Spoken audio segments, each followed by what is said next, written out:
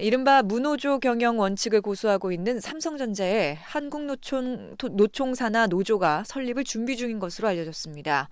한국노총은 오는 16일 여의도 전국 노동자 대회를 앞두고 금속노련 산하 삼성전자 노조 설립 총회를 개최할 예정입니다.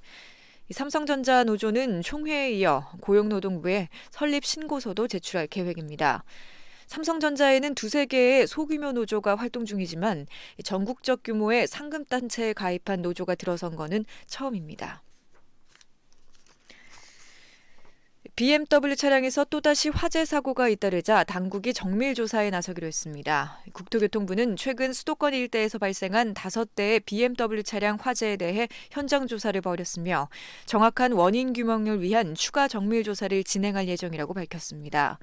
화재가 난 5대의 차량 중 석 대는 리콜 대상 차량으로 시정 조치를 받았고 나머지 2대의 차량은 리콜 대상이 아닌 것으로 확인됐습니다. 국내 5G 이동통신 가입자가 9월 말 기준으로 300만 명을 넘어섰습니다. 과학기술정보통신부 조사를 보면 5G 이동통신 가입자는 4월 상용화 서비스를 시작한 지 6개월 만인 9월 346만 6천여 명을 기록했습니다. 월별로 보면 누적 가입자는 4월 27만 명에서 8월 279만 명을 기록해 달마다 가입자가 꾸준히 늘었습니다.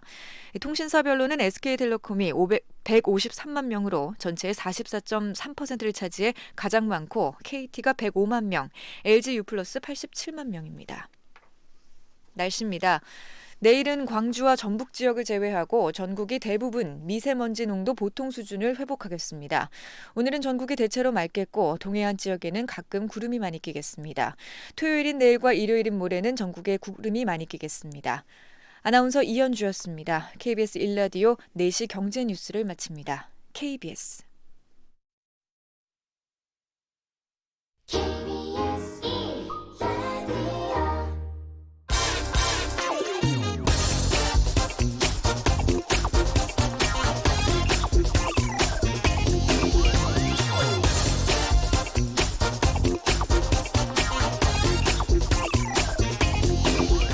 오늘부터 코리아 세일 페스타가 시작되죠. 옷, 화장품, 가전제품, 자동차까지 대규모 할인 행사를 온라인과 오프라인 모두에서 진행한다고 합니다.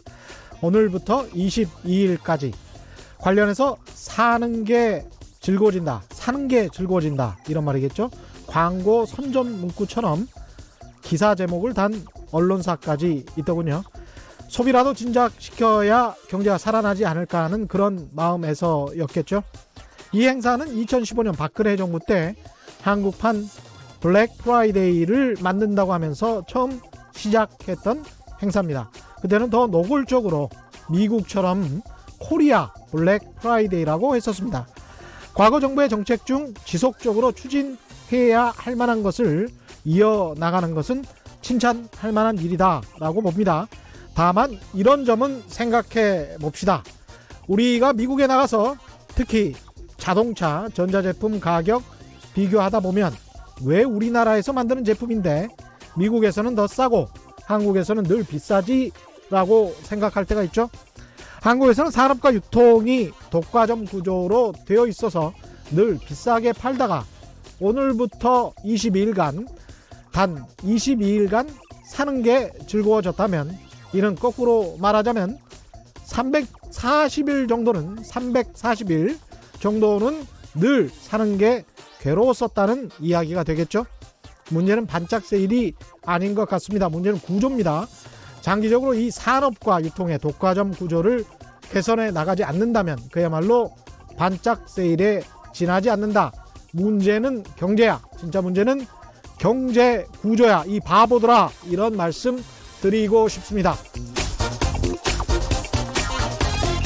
안녕하십니까. 진실탐사 엔터테이너 그러나 가끔은 허당 최경영입니다. 세상에 이익이 되는 방송 최경영의 경제쇼 출발합니다.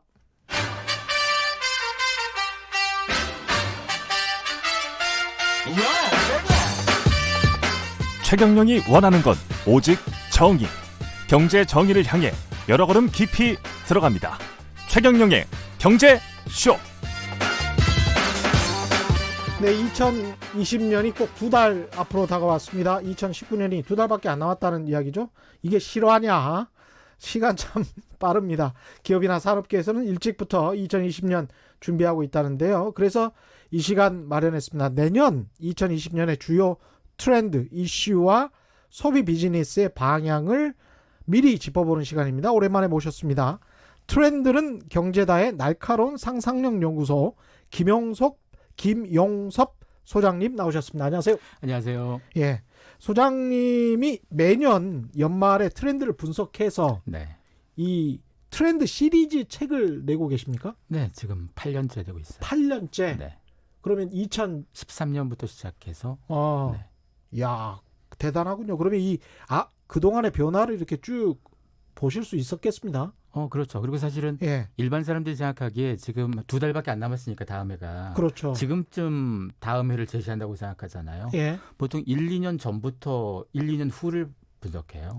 그렇습니까? 왜냐하면 기업들은 비즈니스 방향들을 몇 달 앞두고 전략을 세울 수 없고 준비할 수 없어요. 그러네요. 보통 몇 년을 더 앞서서 봐야 되기 때문에 예. 보통 한 2, 3년 정도 준비한 것들을 이렇게 다음 해가 가까이 다가오면 이렇게 책으로 내서 사람들이 볼 수 있게 도와줍니다. 그렇군요. 그러니까 백화점 가보면 여름에 한여름에 더울 것 같은데 갑자기 코트가 입혀져 있고 그게 그런 거군요.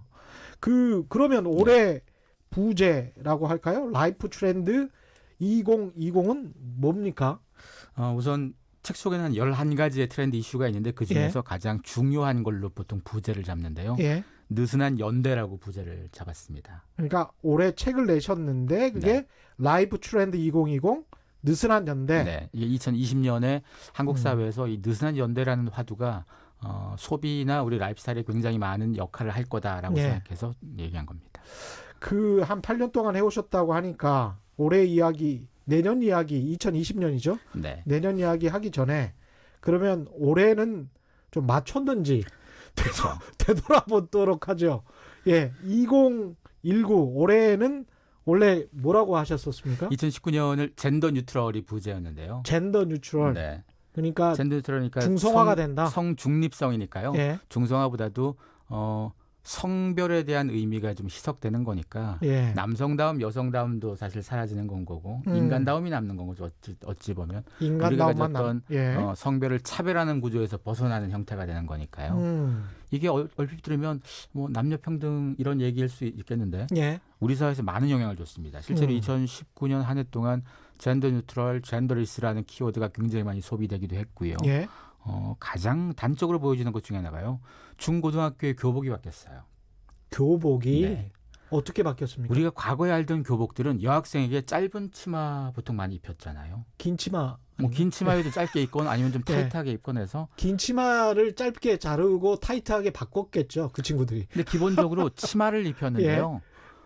수업할 때 가장 편한 옷은 바지입니다. 사실. 바지군요. 네, 바지가 그렇죠. 가장 편해요. 예. 근데 과거에는 왜 남자한테는 편한 바지를 주고 여자한테는 치마를 계속 입혔다고요. 이게 한국 사회에서 뭐 어른들이 봤을 때 남자는 어떻고 여자는 어떻고가 교복마저도 적용됐던 거예요. 사실은 공부하기 그렇죠. 가장 편한 옷을 입히는 게 가장 합리적일 텐데 그렇습니다. 여학생에게는 일종의 성적 대상화인 거죠. 그 성별에 해당되는 치마를 입히는 걸 우리가 잡아놨는데요. 최근 들어서 이게 바뀌어서요. 남녀 모두 편한 옷을 입기 시작했습니다. 학교의 정책들이 바뀌어서 여학생들도 이제 남자처럼 바지 입거나 아니면 교복을 뭐 블라우스, 셔츠 이런 게 아니고 후드티 같은 걸 입는다거나. 왜냐하면 가장 편하게 앉아서 공부하게끔 도와주는 게 사실은 그들에게 가장 많은 복장이 되는 거니까요. 그렇죠. 이런 변화 자체도 그동안은 하던 건데 뭐 이랬거든요. 예. 뭐 관성적으로 뭐 과거에 하던 건데 뭐가 문제야 그랬다면 이젠 그게 문제가 있음을 자꾸 지적하는 겁니다. 좋네요. 바꾸면 더 좋아지는 환경들이 생기는 거잖아요. 그게 일반화가 됐을까요? 지금 우리 최경량의 경제쇼 작가분 딸도 신은정 작가인데 작가분 딸도 배화여중 다니는데 바지랍니다. 교복이. 네. 학생들이 정말 좋아한다고 하고요. 이화여중은 교복이 후드티라고 말씀하신 거하고 똑같네요. 네. 올해 들어서 많이 바뀌었는데요. 예. 사실 작년 그전까지만 해도 이런 학교들이 아주 드물었어요. 근데 올 들어서 지역마다 다르긴 한데 뭐 전라도나 뭐 광주 쪽은 한 20% 이상 예. 학교들이 바뀌기도 했고 예. 전국적으로 계속 이런 분위기가 이어지면 뭐 올해 지나고 내년 되면 더 많이 바꾸겠죠. 왜냐하면 다른 학교가 바꾸는 걸 올해 봤으니 예. 내년에는 더 바꾸자는 목소리가 더 많이 늘어날 테고요. 이런 목소리를 학생들만 낸 게 아니고 예. 학부모가 낸 거예요, 사실은. 지금 학생들의 부모니까 40대들이 많습니다. 그렇죠. 이들도 변화를 받아들인 거예요. 아. 그리고 이런 변화가 어디까지 가냐면요. 예. 그 미국의 인형 중에서 그 바비 인형이라고 있잖아요. 예. 백인 금발의 구등신 미녀를 제일 이쁜 인형처럼 만들어 놓은 그랬었죠. 그 인형이 60년 됐거든요, 올해. 예. 근데 이 인형이 원래 만든 게 휠체어 탄 바비, 맞아요. 의족을 한 바비, 그 뉴스 봤습니다. 예. 젠더 뉴트럴 바비라고 그래서 예. 남자 여자의 얼굴하고 몸만 봐서는 남자인지 여자인지 몰라요. 거기다 어떤 옷을 입히고 어떤 머리를 하냐에 따라서 성별이 바뀌는 것뿐인 건 거죠. 예. 이렇게 다양성을 자꾸 갖추기 시작하고 몇 년 전에는 뭐 다양한 피부에서 흑인 바비라던가 살이 좀 찐 바비, 키가 그렇습니다. 크고 작고 다양한 다양성과 포용성을 자꾸 시도하는데요. 이게 올해 들어서 이 회사뿐이 아니고 굉장히 많은 기업들이 이렇게 마케팅합니다. 그렇죠. 이유가 뭔가 하면 예. 이래야 장사가 돼요. 그래야 장사가 바비가 계속 된다. 예. 덜 팔렸어요. 매년 판매량이 줄어들다가 이런 변화를 하고 나서부터 조금 더 팔리기 시작해요. 그러니까 바비가 좀 많이 늦었던 측면도 있었던 것 같습니다, 사실은. 그렇죠. 예. 그래서 이런 변화들 자체가 이미 미국의 회사가 그렇다면 한국의 기업들은 그동안 더 둔감했던 기업들이 많거든요. 이런 맞습니다. 기업들이 예. 2019년 들어서 많은 변화를 가져왔으니 이런 트렌드가 사실 한 해만 끝나는 게 아닙니다. 올해 촉발이 되어서 내년, 내후년 더 많아지겠죠. 그래서 2019년 트렌드는 뭐 잘 맞췄다 이렇게 볼 수 있습니다. 맞췄다. 역시 최경영의 경제쇼는 자화자찬 경제쇼. 예, 제가 MC가 그러다 보니까 이게 다 전염이 됩니다. 아무래도 이 칭찬에 인색한 사회다 보니까요. 어쩔 수가 없는 것 같습니다. 사회적으로 칭찬을 안 하니까 혼자라도 이렇게 칭찬을 해야 되는. 저는 그래서 계속 예. 맞추니까 계속 매년 나올 수 있는 거였어요. 사실은 틀리면 매년 못 저는 나오는데. 그때 오프닝에서 이런 말씀 했었거든요. 그래서 I am happy for you라고 예, 맞추셔서 참 제가 행복합니다. 2020년 트렌드는 네. 그러면 느슨한 연대라고 말씀하셨는데 이게 뭡니까 이거는? 우선 느슨하다고 하면 예. 이제까지 우리가 갖고 있었던 끈끈한 연대가 뭔가 한번 생각해 봐야 돼요. 예. 가장 끈끈한 게 가족. 가족은 혈연 뭐 끈끈한 관계인 거죠. 끈끈하죠. 예. 그리고 직장도요. 뭐 평생 직장이 조금 퇴색되긴 했어도 그래도 뭐 우리가 남이가 이런 사람 되게 많고 예. 여전히 끈끈한 조직을 원하는 사람 많습니다. 그리고 끈끈했었죠. 또 네. 예. 인맥도요. 예. 혈연, 학연, 지연이 여전히 좀 견고한 구석이 좀 있습니다. 예. 그래서 이 세 가지 영역이 사실은 끈끈함의 대표 명사였다면 이 끈끈함들이 느슨함으로 좀 바뀌고 있습니다. 가족관이 많이 바뀌어서요. 예. 사실 지금 뭐 출산도 그렇고 혼인도 그렇고요. 역대 최저치가 된 게 예. 이게 사실 갑자기 생긴 일이 아니잖아요. 앞으로 이 부분은 계속 더 될 상황일 수 있고요. 그리고 대한가족이 자꾸 출동합니다. 예. 대한가족이라는 것은 전통적인 가족이 결혼을 해서 뭔가의 가족을 이루는 과정이라면 예. 그것과 상관없이 그냥 친구끼리 그냥 같이 살면 이것도 가족이 될 수 있다 이거죠. 예. 과거에 이웃 사촌이라고 불렀던 사람들이 지금은 만약에 한 집에 쉐어하우스에서 어울려 산다면 이 또한 가족이라고 부를 수도 있고요. 예. 서로 밥 챙겨주고 가끔 아플 때 뭐 약도 사다 주고 이러면 가족인 거잖아요. 가족의 의미가 무조건 나랑 법적으로 연결된 사람만을 가족으로 보지 않는 흐름도 자꾸 생기기 시작했고 그리고 이미 기업들은요 요즘 사표 많이 씁니다. 그래요? 사표를 바라보는 관점이 바뀌어서 그렇습니다. 예. 옛날 사람들은 회사에 들어와서 오랫동안 있겠다. 평생 직장 시대의 산물이거든요. 오랫동안 있겠다의 문화가. 지금은 빨리 배우고 나가겠다. 회사가 자기를 영원히 지켜주지 않으니까 배우고 자꾸 옮겨다니면서 계속 커리어를 쌓아야지 살아남는다고 생각하는 거예요. 점점 이제 미국식으로 바뀌는 그렇죠. 거죠. 예. 이게 사람들만 그런 게 아니고 기업의 경영자들 입장에서 기업의 방향성도 이런 조직으로 계속 바뀌어지고 있습니다. 예. 그러면 당연히 예전에 조직에서 끈끈하게 뭐 우리가 식구처럼 굴면서 같이 회식하고 뭐 이랬던 문화들이 다 사라지는 건 거죠. 회식 정말 많이 줄어들었습니다. 네. 그래서 예. 이미 가족도 끈끈함이 또 직장도 끈끈함이 줄어드는 추세고 그리고 인맥 구조조차도요. 사실은 나이가 좀 있는 사람들에게는 혈연, 학연, 지연이 중요할지 모르겠지만 예. 20대들, 30대 한 초중반 하더라도요. 그다지 따지지 않습니다. 음. 학연, 지연 따지지 않고 그냥 취미와 연관되는 모임들이 사실은 더 중요한 모임이에요. 대신에 동호회 같은 그렇죠. 것들. 그래서 좋아하는 걸 함께 할 사람이 필요한 건 거지 아쉬울 때 써먹을 사람이 필요한 게 아니라 이거죠. 이런 관점 맞습니다. 자체가 예. 하나의 변화한 거고 그런 사이들은 사실은 오늘 봤는데 좀 싸웠다. 내일부터 안 보면 그만이에요. 아쉬울 때 써먹을 사람 어떻게 보면 그게 훨씬 더 끈끈한 것 같지만 비인간적인 거예요. 그렇죠. 예. 그러니까 기존이 끈끈했지만 그것 때문에 발생하는 부조리가 굉장히 많았다면 맞습니다. 예. 지금은 느슨하면서 반대로 합리적인 답을 더 많이 찾아가는 과정을 얘기하는 겁니다. 그렇죠. 아쉬울 때 써먹는 끈끈한 관계는 어떻게 보면 서로를 수단으로 보는 것 같은 네. 그런 관계라면 느슨한 연대는 훨씬 더 독립적이고 개인적이면서도 합리적인 성향을 보이는군요. 사실 느슨한 연대에서 가장 음. 중요한 대목 중에 하나가 예. 결혼 문제일 수도 있는데요. 결혼을 점점점 덜 하잖아요. 그렇죠. 결혼을 할 의사를 가진 젊은 친구가 점점점 줄어들잖아요. 네. 이걸 기성세대는 어떤 식으로 봤냐면요. 돈이 없어서 결혼 안 하는구나. 아, 우리 때는 단칸방에서 됐는데 왜 요즘 애들은 뭐 이런 얘기 하잖아요. 예, 그렇죠. 그게 돈 없어서 그런 게 아니고요. 음, 과거에는 결혼이 필수였었어요. 필수라는 것은 뭔가 하면 결혼해서 잘 산 건 못 살건 행복하건 안 하건 상관없이 다 그냥 하는 거였었어요. 예, 굳이 따질 여유가 없어도 된다 이거죠. 지금은 선택입니다. 그 음. 말은 결혼해서 잘 사는 사람이 얼마나 많은지 내 주위에 어떤 사람이 잘 사는지를 보게 돼요. 예, 요즘 젊은 사람들이 결혼에 회의적인 이유가 잘 사는 사람을 잘 못 봤어요.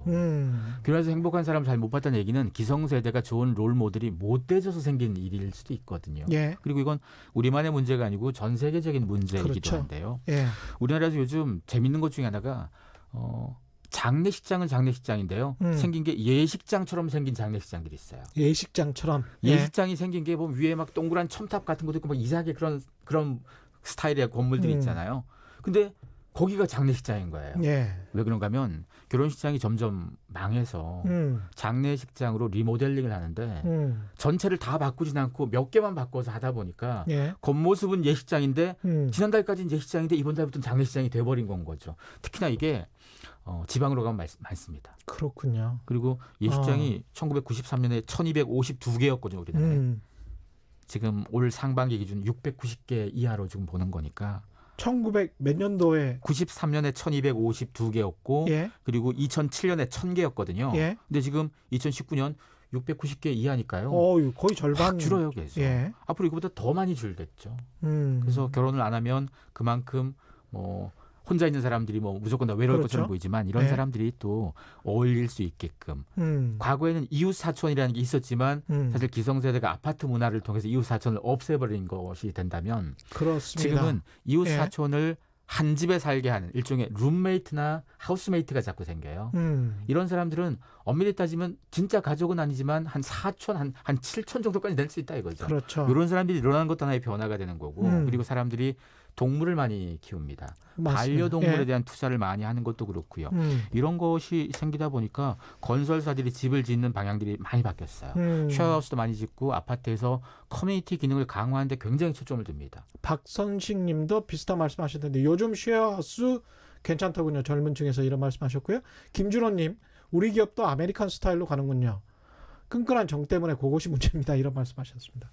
잠깐 제가 첨언하자면 장례식장 아까 말씀을 하셨는데 저는 그 장례식장 갈 때마다 말이죠. 그분이 다니셨던 대개는 대기업입니다. 대기업에서는 이 숟가락 젓가락까지 그 네. 대기업 그 로고 로고 박혀서. 박혀서 네, 이렇게 쭉 나오거든요. 그게 일본 기업 문화예요. 네. 일본에서 그렇게 했어요. 근데 그게 굉장히 좀 슬픈 게 그 기업을 위해서 평생 살다 간 것처럼 그 사람은 없어요. 그렇죠. 그 사람은 없고 그 사람이 그 사람의 가족과 친구들에게 어떤 의미였는지는 없고 이 사람이 이 기업에서 뭐 전무였어. 네. 부장이었어. 이게 컴퍼니맨이거든요. 이거는 굉장히 안 좋은 문화를 일본에서 배워온 거고 죽을 때까지 우리를 위해서 일해. 이 조직을 위해서 일하면 죽을 때 장례식장에서 챙겨줄게. 라는 겁니다. 그게. 그게 사실은 굉장히 슬픈 전형적인 현실. 예. 끈끈한 연대로서의 직장관이었는데 그렇죠. 요즘 그게 바뀌어서 예. 사실은 젊은 친구들 사이에서는요. 직장 상사가 뭐 상을 나건 뭘 하건 자기랑 평소에 안 친하고 관계가 없었으면 안 갈 수도 있어요. 맞습니다. 예. 옛날에는 전혀 모르는 부서의 사람이 뭐 어떻게 돼도 어떻게든 가거나 뭘 줬잖아요. 지금은 아니 굳이 그렇게까지는 할 필요 없다고 생각하는 것 자체도 좀 변한 건 거죠. 그렇습니다. 야, 이 재밌네요. 그 다음에 어떤 또 트렌드들이 있을까요? 그리고 또 우리가 예. 또 고려할 것 중에 하나가요. 예. 우리 출생률이 좀 많이 낮잖아요. 출생률 많이 났죠. 0.98 정도 예. 되는데요. 프랑스가 1.9쯤 됩니다. 그렇죠. 많이 높죠, 우리 비해서는. 예. 근데 사실은 인구가 계속 유지가 되려면 2.1이 돼야 되거든요. 그렇습니다. 2가 돼야 예. 2인데 0.1은 일종의 뭐 그렇죠. 보정 장치가 예. 되는 건데요. 미국이 1.8, 영국이 1.8쯤 돼요. 예. 근데 이들 나라의 특징이 뭔가 하면요. 프랑스는 전체 태어나는 아이 중에서 엄마 아빠가 결혼하지 않은 상태. 우리로 얘기하면 혼외 출생아가 예. 되는 거죠. 예. 60%입니다. 미국이 40%, 영국이 예. 50%예요. 거의 유럽의 웬만한 우리가 선진국이라고 부르는 나라들은 한 40-50%대가 많고요. 예. 그리고 이들이 주로 출생률이 1.5에서 1.9 사이가 많습니다. 우리가 지금 0.98인데요. 예. 일본도 되게 낮습니다. 출생률이. 그렇죠. 근데 우리가 혼외 출생아 비율이 1.9%고요. 일본이 2.3%입니다. 예. 사실은 출생하고 결혼하고 문제가 굉장히 밀접하게 있어요. 우리는 그렇게 결혼을 보시는군요. 통해서만 아이를 낳을 수 있고요. 유럽에서는 동거를 통해서도 아이를 낳는 사람들이 많고 일종의 부부가 결혼 상태가 아니더라도 사회적 양육을 많이 해서 생기는 겁니다. 그래서 이러다 보니까 출생률에 있어서 뭐 이런 각도도 한번 볼 필요가 있다는 건 거죠. 동거라고 하면 약간 좀 저는 아직 좀 부정적인 네. 저는 시각을 가지고 있는데 이런 측면 동거하고 출생하고를 바로 원인과 인과관계로 생각하는 것보다는 제 생각에는 프랑스랑 미국이 1.5, 1.9명의 출생률을 가지고 있는 게 혹시 이민자 때문에 그런 거 아닐까 그런 생각도 좀 해보는데요. 근데 그것이 이렇게까지 영향을 많이 주지는 않습니다. 그렇습니까? 왜냐하면 예. 동거에 부정적인 시각을 가진 사람들이 많잖아요. 한국에서는. 예. 그 지금 언급한 이런 나라들이 결혼하고 동거하고 중간 제도가 있습니다. 사실은. 결혼이 가진 장점과 동거가 가진 장점을 합해놓은 제도가 있어요. 그럼 어디 서류를 제출한 동거 뭐 이런 네, 건가요? 그렇죠. 예. 법적인 보호를 받으면서 예. 결혼이 가지는 너무 과한 속박들은 좀 걷어주는 방식. 예. 이걸 이미 유럽에서는 한 지가 꽤 됐습니다. 프랑스 같은 경우는 99년부터 만들어진 제도가 예. 있고요. 그리고 뭐 영국도 2004년에 만들었고요. 스웨덴은 88년에 시작했고, 예. 네덜란드도 98년에 시작했고, 독일도 2001년에 시작했습니다. 그렇죠. 이런 제도를 통해서 우리가 오해하면 안 되는 게요. 결혼을 안 하는 거, 그러니까 결혼을 안 한다고 뭐 사람들이 사랑하지 않는 것도 아니고요. 그렇죠. 아이를 낳고 싶지 않은 것도 아닙니다. 예. 아이를 낳고 사랑도 하고 모든 건 다 하는데요. 그걸 단지 제도라는 틀 속에서 할 거냐. 그리고 결혼이라는 제도가 우리가 지금 만든 게 아니잖아요. 그렇죠. 수천 년 전에 뭐 만들어놔서 계속 물려받은 거 아니겠습니까? 그렇습니다. 그럼 예. 시대가 많이 바뀌었으면 거기에 따라서 일종의 좀 보정해서 조율할 필요가 있는데 다른 나라들은 그런 작업들을 많이 해서 그 중간 제도를 만들어서 사람들이 이렇게 많이 하고 있어요. 특히나 프랑스 같은 경우는 그 올랭드 전 대통령, 프랑스 올랭드 대통령이 예. 동거 상태에서 아이를 낳은 분이십니다. 맞습니다. 예, 예. 만약에 우리나라였으면 이런 분 후보 못 나왔겠죠. 그 사회적 지탄됐을 그렇죠. 겁니다, 아마. 예. 근데 이런 나라에선 이런 분들이 상관이 없죠. 이런 경우들이. 왜냐하면 우리가 가지는 우리가 동거에 대해서 오해하는 부분들인 건 거죠. 예. 우리가 아는 것은 책임지지 않는 뉘앙스가 강하잖아요. 근데 결혼이 가지는 단점을 몇 개 걷어내고 대신 책임지는 환경들을 좀 만들고 예. 법적으로 뭐 상속이라던가 자녀를 케어하는 부분까지 다 들어가는 보장 장치를 만들어 놓은 거라서 그런 건데요. 이런 걸 왜 자꾸 만드냐면 결혼이 가지는 너무 오랫동안 만들어진 견고한 틀에 대한 저항하는 사람들이 자꾸 생겨요. 예. 그래서 이걸 그냥 조금 시대적으로 변화를 좀 맞춰주는 작업들이 좀 필요하다 이거죠. 그리고 이게 예. 우리나라에서 조사를 해보면요. 기혼 여성을 대상으로 조사하는 거예요. 예. 기혼 여성 중에서 동거를 찬성하는 비율들이 계속 늘어가요. 그렇군요. 계속 늘어가는데 특히나 20대는 좀 많이 늘었어요. 한 절반 이상 됩니다. 점점 개방적으로 되는군요. 어떻게 생각해야 될지는 뭐 각자의 선택이죠, 뭐. 그렇죠. 그래서 이런 부분들을 이제까지 우리가 결혼 예. 출산을 다 각자 알아서 하게 했어요. 예. 근데 역사상 어떤 나라도 돈 써가지고 출산을 늘린 나라는 없거든요. 가장 좋은 방법은 안정적으로 살게 만들어주는 방법이에요. 예. 결혼 안 하겠다는 사람들이 많은데 결혼하라고 우기는 것보단 다른 대안들을 자꾸 만들어줘서 새로운 방법들을 찾게 도와주는 게 사실 현실적인 방법이 되는 건데요. 이미 맞습니다. 그걸 예. 다른 나라에서 먼저 했어서 이런 부분이 제도적으로 우리한테도 좀 관심 가질 이슈가 된 거고요. 동거를 이런 이슈가 부정적으로 볼 필요가 없다. 그렇죠. 예. 왜냐하면 동거나 결혼이나 그 법적으로 거기에 이름이 올라갔다 안 올라갔다 이 차이밖에 없을 수도 있거든요. 그렇죠. 따지면. 예. 그런 부분들을 사회적인 장치가 동거의 제도화를 좀 이뤄내면 좀 더 달라질 수도 있을 거고요. 이걸 다른 나라에서 뭐 10년, 20년 전에 먼저 해서 많은 데이터들이 있으니까 우리도 그런 걸 참고해 보는 것도 방법이 되겠다는 거죠. 사실 결혼은 했지만 사랑 없이 살아가는 부부들도 굉장히 많은 거거든요. 그렇죠. 그게 애 때문에 무슨 의미가 산다도 있는지는 많고. 그렇죠. 모르겠습니다. 사실은 인생이라는 것이 뭐 한 번 사는 것인데요. 그렇죠. 예. 느슨한 연대를 2020년에 주제로 잡으셨는데 이걸 이제 직장에 적용을 하면 네. 어떤 일들이 발생을 할까요? 요즘 직장에서 수평화를 얘기 많이 하는데요. 수평화가 뭔가 하면 위아래 호봉보다도 더 예. 중요한 게 능력이에요. 사실 경력이 많은 사람이 능력이 좋다. 이게 과거에는 통했는데 지금 안 통할 때가 있어요. 안 통할 때가 많죠, 사실은. 많죠. 그러다 보니까 이런 부분들이 되면 예. 과거에는 위계 구조를 가지고 끈끈함을 만들었어요. 예. 내가 선배니까 예. 내가 좀 틀려도 뭐 너의 아이디어를 내가 훔쳐가도 뭐 이렇게 예. 구조가 있었거든요. 예. 근데 이걸 다 깨고 수평화를 만들어 놓으면 능력치만 갖고 조직에서 남는 거예요. 더 이상 평생 직장도 없는 건 거고 예. 위계도 사라지는 상태인 거면 능력 좋은 사람, 사실 기업은 친목단체가 아니잖아요. 그럼요. 더 좋은 성과를 내는 게 기업의 목적인 거고 돈 벌려고 있는 겁니다. 그쵸. 예. 사실 많은 사람들이 막 경제 얘기하는데 예. 기업이 돈을 벌어야 다 이루어지는 문제들이거든요. 그렇습니다. 예. 근데 기업한테 과거에는 돈 버는 거, 기업의 이익보다도 거기는 직원의 이익에 우선되는 결정할 때가 있었어요. 직원이 만약에 상사면 내 밥그릇 때문이라도 회사에 도움되는 것보단 그걸 그 길로 가다가 내가 잘리게 생겼으면 맞습니다. 내가 좀 앉아있는 그걸 유지하는 방법을 계속 한다 이거죠. 예. 이런 부분들을 기업들이 모르지 않습니다. 이게 기업의 개개인의 어떤 뭐 성향의 문제가 아니고 산업이 바뀌어서 그렇습니다. 그렇군요. 산업 구조가 바뀌어서 지금은 원격 근무도 많이 하게 되고 뭐 긱 고용이라고 그래서 임시 고용직도 많아지게 됐고 로봇이 처리하는 업무가 많아졌는데요. 예. 지금 신입 사원들 뽑을 때 서류가 많잖아요. 수만 명 되는 서류를 언제 봅니까 그거? 그렇죠. 그거 로봇이 봐요 지금. 진짜요? 네. 일부 대기업들에서 인공지능 로봇으로 그걸 데이터를 서류를 분석하는데요. 한 명 거 보는데 3초 걸려요. 그걸 만약에 인사부 직원이 봤으면 적어도 몇 번을 읽었어야 되는 거잖아요. 그걸 통해서 표절인지 아닌지부터 이 사람의 가장 잘 맞는 부서가 어디인지부터 이런 걸 다 분석해요. 그게 3초 안에 끝나요. 이게 데이터 입력만 잘 해놨으면 네. 사람보다 더 공정할 수 있겠습니다. 그렇죠.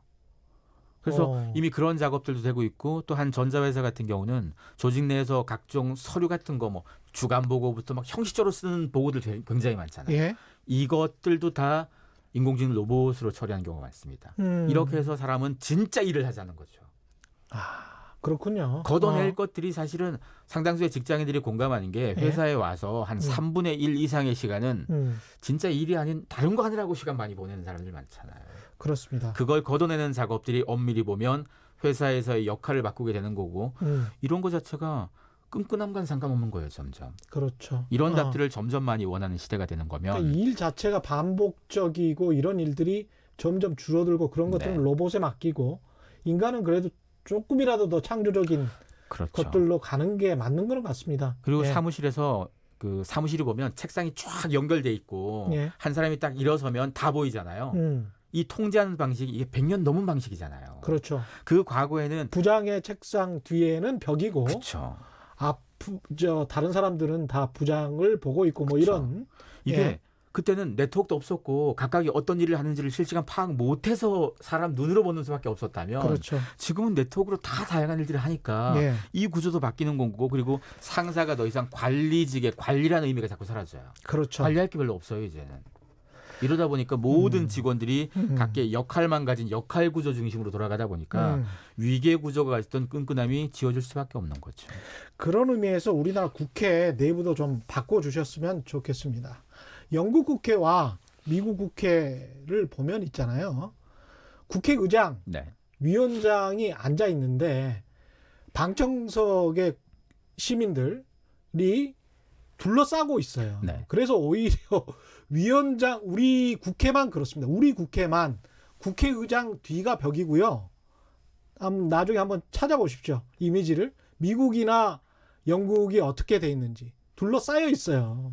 그래서 정말로 민주적인 토론이 가능하도록 돼 있는데 우리 같은 경우는 굉장히 권위적이죠. 그렇죠. 예, 그래서 국회의장 뒤는 벽이고 본인이 모든 것을 그래서 본인은 어떤 뭐 졸더라도 잘 볼 수가 없게 하는 이 회사도 그런 식이거든요. 사실은 우리나라 기업들도. 그래서 사실은 그 문제가 있습니다, 사실은. 끈끈한 예. 조직이 권위와 위계를 찾는 거잖아요. 예, 느슨한 쪽에서는 좀 더 합리적인 답을 더 관심 가지게 되는 거고. 예. 지금 여기서 그냥 결혼이건 직장에서의 이런 느슨함에 대한 관점 아니면 인맥 관계가 변하는 것은 사실은 우리가 소위 얘기하는 선진국이란 나라들에선 먼저 더 해본 것들입니다. 예. 이게 우리 사회에서 지금 받아들여지기 시작하고 이것 때문에 다양한 비즈니스나 새로운 기업들의 변화가 생긴다는 게 지금 보고 있는 얘기죠. 또 중요한 코드로 서스테이너블 그로스, 네. 지속 가능성 이걸 제시를 하셨습니다. 네. 서스테이너블 보통 지속 가능하면 예. 지속 가능 개발 이 단어부터 떠오르잖아요. 그렇죠. 이것부터 우리가 받아들여서 예. 지속 가능이란 단어 뒤에는 다 무거운 것만 붙어 있어요. 그렇습니다. 근데 검색을 할 때 예. 서스테이너블 붙이면요. 거기 예. 앞에는 라이프, 패션 이런 것만 들어가요. 아, 원래는 똑같은 그런 의미인데도요. 예. 왜냐하면 처음에 이 말을 썼던 게 뭐 유엔 이런 데서 쓰고 해서 막 그 정치적 개발 구호처럼 쓰던 거다 맞습니다. 보니까 예. 좀 무거워졌는데 예. 최근 들어서 이 서스테이너블 자체가 우리가 살아갈 중요한 코드가 된 거예요. 왜냐하면 뭐 환경도 그렇고 우리가 모든 것이 그 혼자 하는 것도 아니고 다 같이 살아야 되는 거고 지속적으로 해서 살아야 되는 부분이다 보니까 예. 이런 부분들을 다 신경 써서 기업도 비즈니스를 해야 되는데 소비도 이걸 하고 있어요. 사람들이 소비를 할 때요. 과거에는 그냥 비싸고 좋은 것만 샀다면 지금은 네. 좋은 기업 걸 사요. 좋은 기업 걸 산다. 대표적인 게 이런 건데요. 예. 캐링그룹이라는 회사가 있어요. 예. 캐링그룹은 뭐 구찌, 발렌시아가 이런 명품 기업 한 20개 지금 갖고 있는 회사예요. 이 회사가 전 세계에서 지속 가능 경영 지수 즉 환경 문제, 갑질 문제, 세금 내는 거 이 모든 걸 다 합친 지수를 평가하는 게 매년 다보스 포럼에서 발표를 하는데 예. 전 세계 10억 달러 매출 이상의 7,500개 기업 글로벌 기업 중에서 2등입니다. 명품 회사가 2등이에요. 예. 이 회사가 지난번 G7 프랑스에서 얼마 전에 회의할 때 8월에 그때 패션 협약을 하나 들고 나왔어요. 아. 그 협약이 패션 업계가 환경 문제에 앞장서겠다. 우리가 가진 시각으로는 환경 문제에 앞장서려고 뭘 하다 보면 다 돈 들어가잖아요. 이게 손해라고 생각했는데 패션 기업들이 이걸 비즈니스의 관점으로 필요하다고 본 겁니다. 그렇죠. 이 협약에 이 기업 말고요. 전 세계 32개 회사가 동참했는데 여기에 속한 브랜드가 한 150개 되는데요. 아마 우리가 아는 웬만한 명품 다 있고요. 그렇죠. 에르메스부터 뭐 샤넬 네. 다 있고요. 그리고 스포츠 브랜드 뭐 나이키부터 다 있습니다. 음. 세계적으로 유명한 패션 쪽 애들은 다 들어와 있어요. 다 동참해서 사인을 다 한 건데요. 다들 플라스틱 문제부터 다 신경 쓰겠다는 거예요. 그렇죠. 이렇게 하는 이유가 딱 하나예요. 이래야지 소비자가 더 사준다는 거예요. 그리고 지난달에 아마존이 전기차 그렇죠. 10만 대를 샀거든요. 아, 10만 대를 한 번에 주문했어요. 예. 이걸 왜 샀냐면 그 회사에 직원들 1,500명이 모인 모임이 있는데요. 아마존이 기후 문제에 앞장서 달라는 요구하는 모임이에요. 이런 거 안 하면 우리 파업하겠다고 그랬어요. 직원들이. 아마존이랑 기후 변화랑 별 상관없지 않습니까? 상관 있어요. 상관 있어요? 네, 왜냐하면 예. 아마존이라는 회사가 클라우드 서비스라고 그래서 데이터 센터 많이 갖고 있습니다. 예. 데이터 센터가 전기 되게 많이 쓰잖아요. 아, 그래서 그들은 이미 전기를 어떻게 했느냐? 그 전기를 풍력 발전과 태양광 발전으로 다 바꾸고 있어요. 스스로. 네. 예. 이렇게 해야지 살아남다고 생각하는 거예요. 이런 것들이 우리나라에서도 더 확산될 거고요. 우리나라에서 확산이 될지는 모르겠습니다. 제가 특정 그 업체는 이름은 말씀을 안 드리겠는데 우리나라에서 전기로를 네. 가장 많이 쓰는 어떤 발전소가 있어요. 제철소가 있는데 네. 거기에서 산업용 전기를 가장 많이 씁니다. 단일 업체인데 네. 왜냐하면 산업용 전기가 싸기 때문에. 근데 국민들은 산업용 전기가 우리나라가 얼마나 싸고 이제 가정용 전기료도 사실은 OECD에서 두 번째로 싸거든요. 네. 그런 상황에서 전기를 그렇게 전기로 제철을 재래하는 공장은 얼마나 도대체 전기가 싸면 전기로 제철을 재래할까? 다른 나라에서는 이제 그렇게 생각을 하거든요. 그쵸. 그 정도로 환경을 파괴해 버리는데 아마존 같은 기업은 근데 우리나라에서도요. 삼성전자 예. 같은 경우 플라스틱 지금 많이 없애고 있고요. 예, 그런 이유가 그 우리나라 내에서만 비즈니스 할 수 없잖아요. 그렇죠. 지금 예. 전 세계에서 한 200개 가까운 기업들 우리가 알면 다 아는 유명한 기업들 IT, 금융 뭐 상관없이 예. 각 분야 유명한 기업들이 다 모여서 협약 맺은 게 뭔가 하면요. 재생 가능 에너지만 쓰기로 약속한 협약이 있어요. 대단합니다. 우리가 아는 세계적인 자동차 브랜드 다 거기 들어있거든요. 한국 기업은 하나도 없습니다만 예. 그들이 힘이 세다 보니까 뭘 하느냐. 우리랑 앞으로 거래하려면 너네도 전기를 받고 이걸 자꾸 요구해요. 우리나라 기업들이 하기 싫어도 예. 살아남으려면 해야 돼요. 사실은. 그게 이제 글로벌 스탠다드, 그렇죠. 그걸 그 바꾸는 세계적 기준이 되면 어쩔 수 없이 그냥 따라가야 그렇죠. 되는 거죠. 그래서 이런 부분들이 예. 사실은 뭐 개개인의 취향과 상관없이 의지와 상관없이 비즈니스라는 것, 트렌드라는 것은 어떤 흐름들이 만들어지면 안 따라가면 못 버티게 되는 거거든요. 그렇죠. 그래서 이런 말씀드린 거예요. 이게 제가 배울 때는 서스테이너블 그로스 이런 것들이 이제 기업과 네. 관련돼서 돈을 빌리지 않고 기업이 성장할 수 있는 최대치를 서스테이너블 그로스라고 해서 지속 가능한 성장이라고 했는데 네. 이게 돈을 빌린다는 의미가 어떻게 보면 대출 없이 성장한다는 게 뭔가를 파괴하지 않고 남의 손을 빌리지 않고 또는 지구 환경을 파괴하지 않고 이쪽으로 계속 확장되는 것 같아요. 그렇죠. 이게 뭐 돈 예. 얘기뿐이 아니고요. 지속 가능 개발 이것도 사실 제3세계를 발전시키기 위해서 나온 화두이기도 한데요. 그렇죠. 예. 이제까지 선진국들은 먼저 환경을 많이 파괴하면서 산업을 일궈놨습니다. 그들은 그렇게 해서 이미 네. 컸거든요. 근데 지금 다음 나라들은 그걸 못하게 됐잖아요. 그럼 그들을 살릴 수 있는 방법들, 이 환경들에 대해서 계속 관심을 좀 가져야 되고 예. 지금부터라도 기업들이 비즈니스 할 때는 예. 기본적으로 환경 파괴부터 노동 문제부터 이런 걸 다 지켜가면서 윤리 문제 지켜가면서 비즈니스 해야 되잖아요. 이렇게 해야 되는 이유가 다 지구라는 공용 자원을 쓰고 있는 데고요. 예. 지구인들이 같이 있는 걸 쓰다 보니까 예. 그렇게 하지 않으면 특정 기업이 돈 버는 것 때문에 다른 사람들이 손해보는 상황 이것들을 막게 하기 위해서 사실 생긴 문제가 되는 건데요. 93 이런 게 굉장히 예. 중요해졌습니다. 9373님 기자들도 어뷰준 기사는 컴퓨터가 쓰고 기자는 취재 좀 하십시다 뭐 이런 말씀을 하셨는데 이거 굉장히 좋은 아이디어인데요. 그래서 아예 어뷰진 기사를 있잖아요. 컴퓨터가 썼다라고 컴퓨터 이렇게 표시를 해놓고 사람 이름을 안다는 거예요. 그러면 사람들이 좀 덜 보지 않을까 이런 실제로 생각합니다. 컴퓨터가 쓰는 기사 많습니다. 그렇죠. 네, 예. 많이 써요. 근데 그렇게 쓰는 기사가 훨씬 더 정확한 기사가 많습니다. 우리가 이야기하는 어뷰진 기사하고는 좀 다릅니다. 그렇죠. 예. 기업의 경영 실적이나 분기 실적이 나오면 다우존스 와이어 같은 데서 네. 이제 컴퓨터로 AI로 지금 기사를 쓰고 있기 때문에 취향 인플레이션도 중요한 코드다. 트렌드 코드다. 이렇게 네. 제시했는데 이건 뭔가요? 최근 들어서요. 예. 그 티 문화가 유행을 해요. T. 네, 찻집이 유행하는데요. 예. 뭐 전통차 이런 거 말고요. 좀 예. 비싸고 좋은 찻집들이 유행해요. 이게 왜 유행하냐면 커피를 그동안 받아들였잖아요, 사람들이. 비싸고 좋은 커피를 많이 먹었는데 누구나 비싸고 좋은 걸 먹다 보니 이제는 그 다음 게 필요해졌어요. 예. 아무리 좋은 것도 흔해지면 가치가 떨어지는 거잖아요. 사람들은 남들에게 자기 취향이 더 좋다는 걸 자꾸 보여주면서 살아야 돼요, 지금 시대가. 예. 지금 고기를 먹을 때도요, 그냥 소고기 먹지 않습니다. 살치살, 치맛살, 제비추리 가려서 먹어요. 예. 왜? 각기 다 가격이 다르잖아요. 그 돈을 내는 사람이 있다는 얘기잖아요, 그러면. 예. 쌀도 점점 고급 쌀 시장은 커져가요. 이런 부분들 자체가 우리가 이제까지 바라봤던 시장에서도 그냥 밥 먹고 그냥 고기 먹고 그냥 커피 먹던 사람들이 그것마저도 다 세분화시켜서 내가 누구보다 더 낫다 이런 부분들을 자꾸 접근시키고 있다는 건 거죠. 그래서 이런 취향을 갖고 있는 이 작업들이 점점 확산돼서요. 예. 이제는 사람들이 이 물건을 소비하는 게 아니고 취향을 소비하고 경험을 소비하고 그러다 보니까 이 경험치를 소비하는 방법들을 자꾸 새롭게 만들어주고 있어서 예. 이것도 굉장히 중요한 트렌드가 되고 마케팅의 기회가 많이 됩니다. 강석중님, 선진국의 환경 이슈 전형적인 사다리 걷어차기입니다.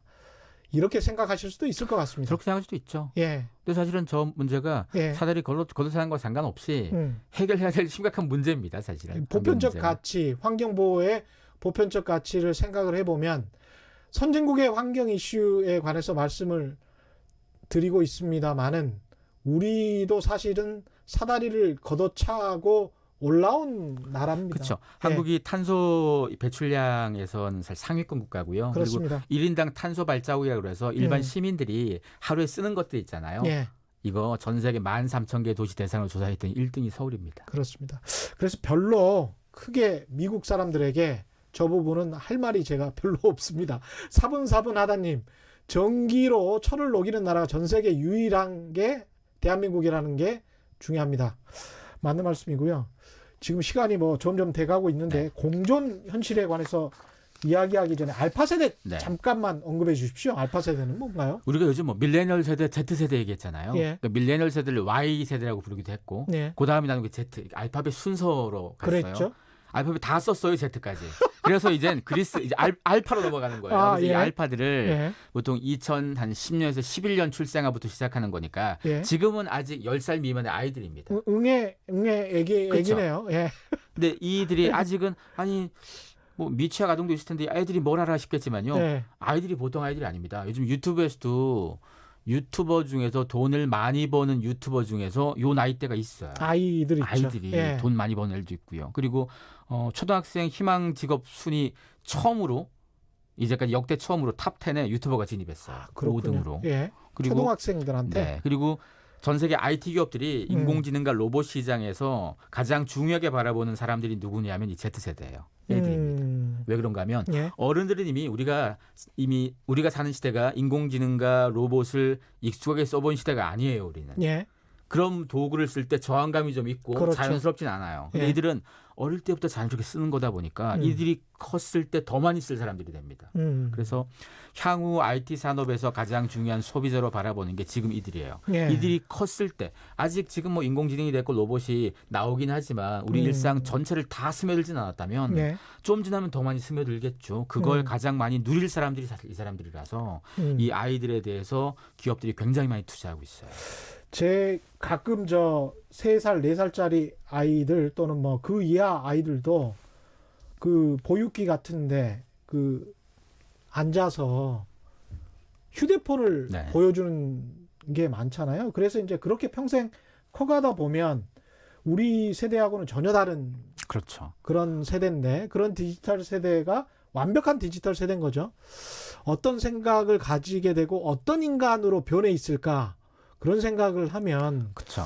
좀 심란하기도 합니다. 그래서 어떨 때는. 여기서 또 주목할 수 있는 게 요즘 베리칩 같은 건데요. 예. 베리피케이션 자기를 인증하는 칩을 몸에 심는 거예요. 그렇습니다. 이런 사람들이 들어가는데 예. 그리고 심지어 그 핀란드인가요? 거기에서는 이미 스웨덴이 많아요. 스웨덴이 많은데 예. 일론 머스크가 했던 얘기 중에 하나가 예. 인간은 점점 사이보그화 될 거다라고 얘기했거든요. 그렇죠. 근데 지금 이 Z세대 아이들은 나중에 그걸 좀 더 자연스럽게 받아들일 수 있다 이거죠. 그렇죠. 너무 우리는 저항해서 그거 몸에 못 집어넣거든요. 그렇죠. 근데 이게 제가 저 미디어 대학원 다닐 때 이걸 하면 별로 안 좋다라는 거를 많이 배웠거든요. 그러니까 휴대폰으로 뭔가 콘텐츠를 보는 습관이 인간의 뇌를 그 퇴화시킬 가능성이 있다라는 보고서들도 많고 근데 그것도 그다음에 사실요. 집중력을 좀 떨어뜨리는 그렇죠. 측면도 굉장히 네. 강하기 때문에 부모님들은 꼭 생각을 해보십시오. 맞습니다. 이 문제가 보통 심각한 문제가 아닙니다. 그렇게 한 10년 지나버리면요. 얘가 어떻게 변할지 상상이 안 돼요, 이게. 예. 근데 과거 사람들과 또 다른 시대에 시작하는 거다 보니까 과거 사람들이 이 문화를 받아들였을 때 느꼈던 어떤 불편이나 어떤 부작용하고는 다른 또 문제가 나올 거라서요. 그렇죠. 또 계속 지켜볼 일이긴 합니다. 공존현실도 비슷한 이야기일 것 같은데요. 공존현실. 공전실은요. 예. 뭐 예를 하나 들어주자면 한 엘리베이터로 유명한 회사가 예. 수리 기사한테 렌즈를 씌워요. 이 렌즈가 매뉴얼이 다 들어있어서 엘리베이터를 고칠 때 엘리베이터마다 어디가 고장 난지 이런 것들을 다 할 수 있고요. 그러면 그냥 사람이 일반적으로 고쳤을 때보단 시간을 40% 줄일 수 있고요. 이게 외과 의사들도 지금 한참 하려고 하고 있습니다. 예. 그리고 자동차 수리할 때도요. 예. 일반 사람들은 수리를 못 하죠. 어디가 고장난지 모르니까. 맞습니다. 근데 예. 이걸 끼고 하면 어디가 고장 난지도 알 수 있고 그 고장 난데 어떻게 생겨먹은 부품을 집어넣어야 되는지를 다 알 수 있으면 자가 수리도 훨씬 쉬워지고요. 그렇습니다. 일반인들이 수리하는 건 어렵다면 적어도 카센터에 있는 사람들은 새로운 다양한 차들을 다 커버할 수 있게 된다는 거죠. 예. 이런 부분들은 이미 여러 산업에서 쓰이고 있고 실제로 뭐 가구 회사 같은 경우는 가구를 보통 우리가 살 때 가구 매장에서 저게 집에 들어가면 어떤 느낌일까 머릿속에 그리잖아요. 예. 이걸 집에서 그냥 그 가구를 우리 집에 있는 화면을 보는 거예요. 내 스마트폰 카메라로 집을 이렇게 훑어보면 거기 안에 그 가구가 들어가 있는 거예요, 이미. 그래서 카메라 속에서 이미 내가 그 가구를 산 거예요, 벌써. 그렇죠. 거기에 딱 맞게 들어가 있는 겁니다. 이렇게 좋네. 보면 예. 쇼핑할 때 훨씬 수월하겠죠. 그렇죠. 그러면 굳이 오프라인 매장 갈 이유가 없고 온라인으로 많이 사겠죠. 그래서 전 세계 온라인 마케팅, 온라인 뭐 쇼핑몰들이 다 이 기술에 투자하고 있어요. 예, 안 그래도 지금 온라인 시장이 너무 커서 우리 자영업자들 참 애를 먹고 있는데, 야, 이 점점 그렇죠. 심란해지는 어떻게 보면 어떤 측면에서는 그렇습니다. 안티 에이징은 끝나고 에이지리스. 네네. 그러니까 나이가 없어진다는 거죠. 네. 이게 뭡니까? 안티에이징이라는 말 자체가 나이 먹는 거에 대한 일종의 저항인 거니까 그렇죠. 나이 먹는 걸 부정적으로 봤다 이거예요. 그렇습니다. 근데 사실 나이 먹는 게 죄도 아니고 부정적일 필요가 없잖아요. 예. 점점 고령화가 되다 보니까 그렇게 보지 말고 그냥 아예 나이를 잊자는 거예요. 나이를 잊기 위해서 뭐 몇 살 때 뭐 하고 몇 살 이거 자체 아예 지워버리면 예. 나이와 상관없이 뭐 70이어도 청바지 입고 뭐 머리 염색할 수도 있고. 충분히 그렇습니다. 그렇죠. 그리고 예. 이런 걸 또 어떤 식으로 다냐면요. 지금 유럽에서 많이 하고 있는 것 중에 하나가 노인들하고 청년들하고 자꾸 같이 살게 만들어줘요. 노인하고 청년하고. 네. 예. 노인들은 이미 집이 있고 예. 청년들은 주거지가 없고 예. 둘이 같이 살면 쉐어하우스 같은 거네요. 그렇죠. 예. 가족이 되면서 같이 뭐 그렇다고 엄청 많은 걸 할 필요는 없습니다. 그냥 같이 밥 한번 먹으면 되고 좋습니다. 가끔 예. 얘기하면 되고 예. 이러면서 이게 우리 사회에서 이런 걸 하면 뭐가 문제냐면 예. 어른이 자꾸 어른 대접 받고 싶어 해서. 예. 근데 유럽에선 친구가 되는 거예요. 나이가 서로 다른 친구가 되어서 사실 각기 외로움을 해결할 수도 있고 대한 가족처럼 어울 수도 있고 예. 챙겨줄 수도 있고 이런 관계가 되는 거니까 이런 부분들이 점점 앞으로도 확산될 건데 우리나라에서도 그야말로 느슨한 연대. 네, 예. 우리나라에서도 이런 시도를 몇 개 지자체가 하긴 했는데 우리가 가진 워낙 나이 서열 구조가 있어가지고 그렇죠. 조금 어렵다고는 하는데 예. 그걸 깨면 우리 느슨함을 받아들이면 충분히 잘 될 것 같습니다. 그 마지막으로 좀 질문 드릴 게 트렌드라는 것이 네. 앞으로 좀 지속가 되는 거죠. 패션이랑은 좀 다르죠. 네, 그렇습니다. 패션은 그냥 일시적으로 확 변하는 것이고 네. 트렌드라는 거는 한 10년이나 20년 정도 쭉 갈 것 같다. 뭐 이런 그렇죠. 거를 트렌드라고 하는 거죠. 트렌드는 한 3에서 5년 이상을 보는 거고요. 3년에서 5년 네. 이상. 그 이상 가면 뭐 메가 트렌드가 됐건 길게도 보는 게 있고요. 그렇죠. 왜냐하면 그냥 반짝반짝하는 막 특이한 것들을 얘기하는 게 아닙니다. 그렇습니다. 특이한 건 그냥 유행하다가 많은 건데 맞습니다. 지금 오늘 말씀드린 것들은 지금도 이미 진행 중이지만 내년에 더 커지는 거고 그렇죠. 그걸 계기를 통해 한국 사회에서 예. 다양한 비즈니스가 등장하고 뭐 소비도 등장하고 사람들의 방식이 자꾸 바뀌는 이 기점이라서 말씀드리는 겁니다. 사업하시는 분들, 자영업 하시는 분들은 좀 오늘 도움이 되셨을 것 같습니다. 오늘 말씀 감사하고요. 지금까지 김영섭 날카로운 상상력 연구소 소장과 함께했습니다. 고맙습니다. 고맙습니다. 예, 최경영의 경제쇼 오늘 준비한 내용은 여기까지였습니다. 주말에도 최경영의 경제쇼 함께 하실 수 있죠. 본방 일요일 오후 5시 5분이고요. 그보다 먼저 토요일 오전 10시에 유튜브에서 최초 공개됩니다. 지금까지 세상에 이익이 되는 방송 최경영의 경제쇼였습니다.